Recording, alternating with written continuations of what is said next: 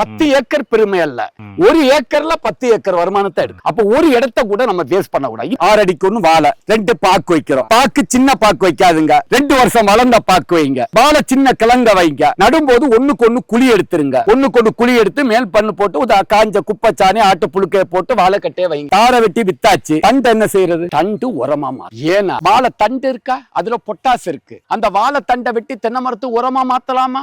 ஒரு மூட்டை பொட்டாசு 2500 ரூபா. வாழைத்தண்டை எரிக்காதையா, ஈரத்தை வாங்கி வைக்கீங்க.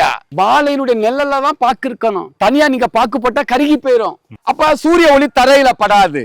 ஏன் உழுகணும்? மண்ணு பொலப்பொலப்பாயிரும். சூரிய ஒளி தரையில பட்டாதானே காயுது. என்னுடைய மாடல் ஃபார்ம் நான் தஞ்சாவூர் மாவட்டம் பேராவுல வச்சிருக்கேன். 3 ஏக்கர்ல 280 தென்னை மரம் இருக்கு சார். 12,000 காய், 9,000 காய் 3 ஏக்கர்ல வெட்டிக்கிட்டு இருக்கேன். 45 நாளைக்கு ஒருக்கா காய் 1/2 கிலோக்கு மேல இருக்கு. ஒரு சொட்டு சூரிய ஒளி தரையில படாது.